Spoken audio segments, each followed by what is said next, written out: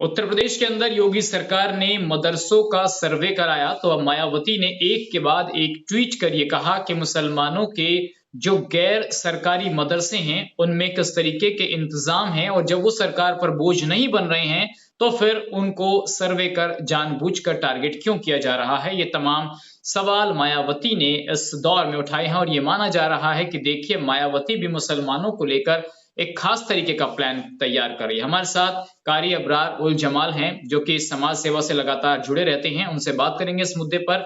कारी साहब, आपने मायावती के ट्वीट देखे होंगे, किस तरीके से देखते हैं मायावती जो लगातार अब एक्टिव हो गई हैं लोकसभा चुनाव से पहले?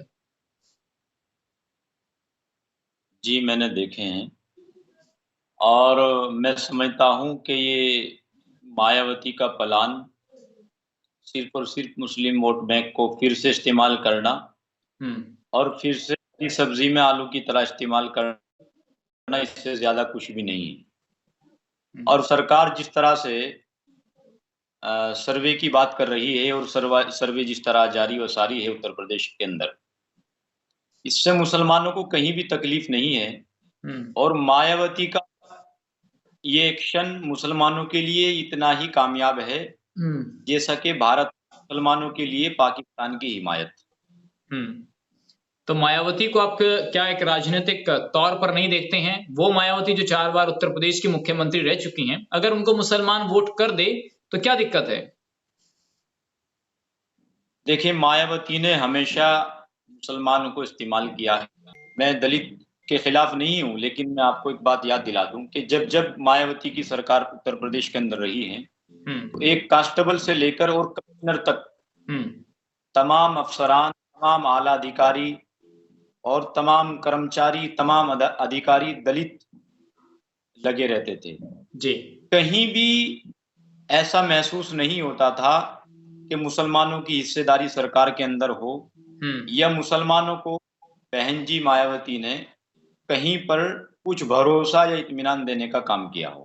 हम्म।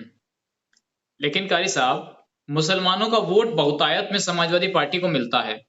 अब देखिए मुसलमानों का इतना वोट समाजवादी को मिला तो मायावती को तो सपने नजर आ रहे हैं कि देखिए जब मुसलमान समाजवादी पार्टी को इतना वोट दे सकता है और एडिशनल हिंदू वोट मायावती के साथ तो पहले से ही है, तो उनको लगता है कि देखिए मुस्लिम और दलित का समीकरण और पिछड़े को साथ लेकर उत्तर प्रदेश में कुछ नया सियासी गुल खिलाया जा सकता है। तो लोकसभा की तैयारी हो रही है मायावती की। देखिए, मैं एक मुसलमान हूँ और पढ़ा-लिखा मुसलमान हूँ, इसलिए मैं आपको तालीम की रोशनी में इसका जवाब देना चाहता हूँ। हम्म। वो एक वक़्त था मायावती ने नारा दिया था बुर्के वाली और खुरपे वाली और मुस्लिम और दलित सब एक साथ आ गए थे, तो इसने अपनी सरकार बना ली थी। जबकि मुसलमानों के लिए अल्लाह के नबी सल्लल्लाहु अलैहि वसल्लम की तालीम मौजूद है, हम्म। जिसमें कहा गया है कि मुसलमान एक सुराग से 2 बार नहीं डसा जाता। मुसलमान एक बार धोखा खा जाता है तो दोबारा धोखा नहीं खाता। यदि हम्म। दोबारा मुसलमान धोखा खा जाता है तो वो मुसलमान नहीं है। हम्म। अल्लाह के नबी सल्लल्लाहु अलैहि वसल्लम की हदीस है, अगर पहली बार आपको किसी ने धोखा दिया तो ज़रूर धोखा देने वाले की गलती हम्म। और उसी शख्स ने अगर दोबारा धोखा दिया है तो फिर आपकी गलती, क्योंकि आपने उस पर इत्मीनान और भरोसा क्यों किया?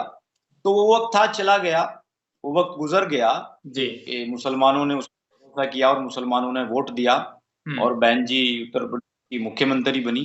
अब वो वक़्त आने वाला नहीं है। मैंने पूछा कि कल शब कहाँ थे?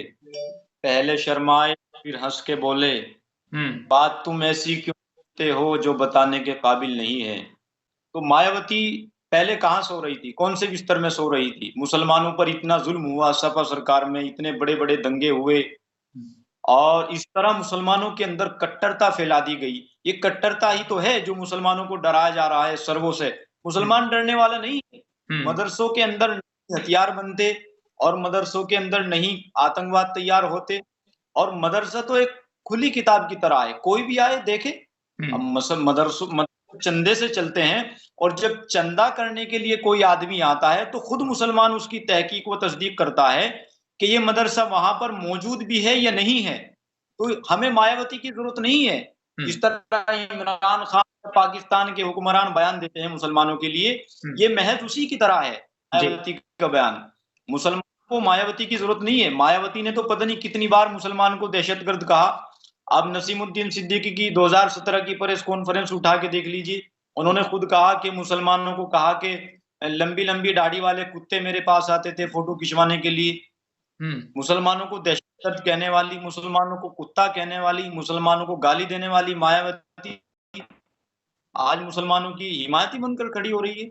मुसलमान इतना पागल और बेवकूफ नहीं रहा जितना ये लोग सोच रहे हैं। तो कारी साहब, अब ये बताइए कि ठीक है, देखिए भाजपा भी बात करती है सबका साथ सबका विकास, लेकिन उत्तर प्रदेश के अंदर खासकर हमने देखा 2022 के चुनाव में लामबंद होकर मुसलमान समाजवादी पार्टी को वोट कर गया, लेकिन इसके अलावा मायावती के साथ नहीं जुड़ पाया। तो समाजवादी पार्टी मुसलमानों के लिए पहली पसंद क्यों है उत्तर प्रदेश में?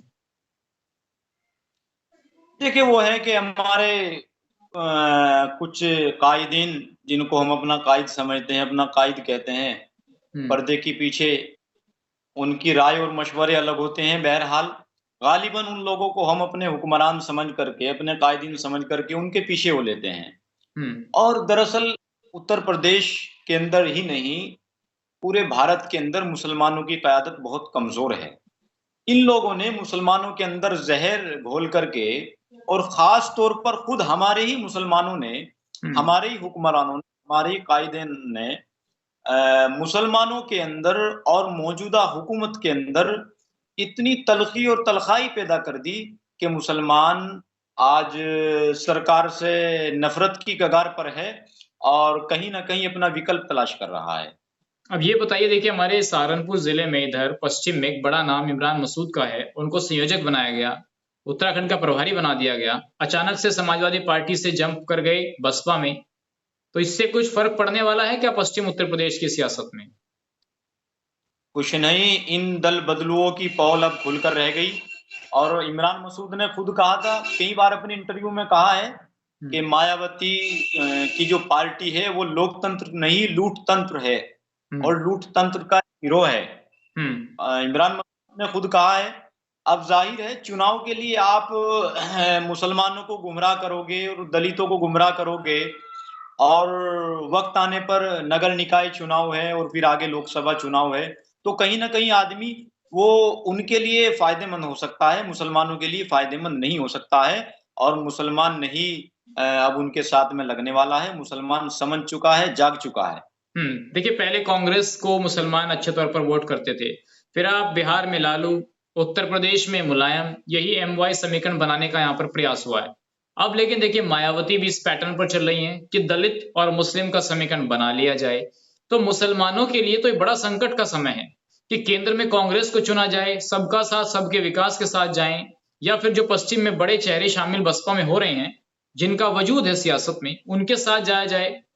तो क्या होगा ऐसे लिहाज से? आप एक मुस्लिम के तौर पर क्या सोचते हैं? मुसलमानों के लिए देखे, मैं आपको एक बहुत अंदर की बात बताऊं, जो गांव देहात में लोग जो चर्चाएं करते हैं, मैं उससे जुड़ी आपको ये बात बता रहा हूं। हमारे लोगों के ख्यालात ये हैं कि भाई हमारे लिए मायावती भी ऐसी है, और मुलायम जी भी ऐसे ही हैं, अखिलेश यादव जी भी ऐसे हैं। उत्तर प्रदेश में अभी 2022 में भी इस्तेमाल तक नहीं किया। क्यों? उनको खतरा इस बात का था कि कहीं हिंदू वोट ना चला जाए, यादव वोट ना चला जाए, लेकिन वो फिर भी गया। हमारे मुसलमानों ने, हमारे कायदीन ने उनके साथ में लग करके और सपा को वोट किया, उसके बावजूद भी सपा सरकार नहीं बना पाई। जी, अब यही तो कारण है ना। देखिए, इमरान मसूद ने भी ये कहा कि देखिए सपा को भर भर के मुसलमानों ने वोट दिया, लेकिन फिर भी सपा सरकार नहीं बना पाई। तो इससे अच्छा तो ये है कि बहन जी के साथ चले जाएं। अब देखिए कुछ लोग, आपके जो समाज के लोग हैं, वो बहन जी को बी टीम बताते हैं भाजपा की। नहीं, बहन जी का जो वोट बैंक है वो खुद अब बहन जी के पास नहीं रहा। उनके लिए कहा था कि मान्यवर काशीराम जी पूरा पैसा लेकर के पंजाब चले गए, और वो वहां बीएसपी का खाता नहीं खोल पाए। उन्होंने उन पर आरोप लगाए थे, और मैंने मान्यवर काशीराम जी को पीछे धकेल दिया। जो मायावती खुद अपनी, जो उनकी जाति है, उनकी बिरादरी के लोग हैं, जो उनको खुद आगे बढ़ना नहीं देखना चाहती, मुसलमानों को कैसे देखेगी? जो जो मुस्लिम चेहरा मायावती जी की पार्टी में आया है और उसने आगे बढ़ने की कोशिश की है, हमेशा उसने, मायावती जी ने उसके पत्ते काटने की कोशिश की है और उसको पीछे का रास्ता दिखाने की कोशिश की है। अब ये जो सर्वे जो हो रहे हैं, इसका जो रिजल्ट अब आया है कि 7500 ऐसे मदरसे यूपी में चल रहे हैं जिनको सरकार से मान्यता प्राप्त नहीं है, जबकि 16,000 ऐसे हैं जिनको मान्यता प्राप्त है। तो आपको क्या लगता है कि मायावती का इस दौर में ये बयान आना, क्या ये एक राजनीति से प्रेरित बयान है? और हमें तो एक सपा के नेता ने ये बताया कि देखिए अभी तो और मुस्लिम नेताओं को मायावती पार्टी में शामिल कराएंगी। तो आपको लगता है कि मुस्लिम लीडर्स जितने बसपा में आए वो विधायक और सांसद तो बन गए, लेकिन कभी मुसलमानों को इस लिहाज से बसपा से नहीं जोड़ पाए जहां पर ये माना जाए कि देखिए इस दौर में बसपा के साथ मुसलमान जुड़ गया और सरकार बन गई बसपा की।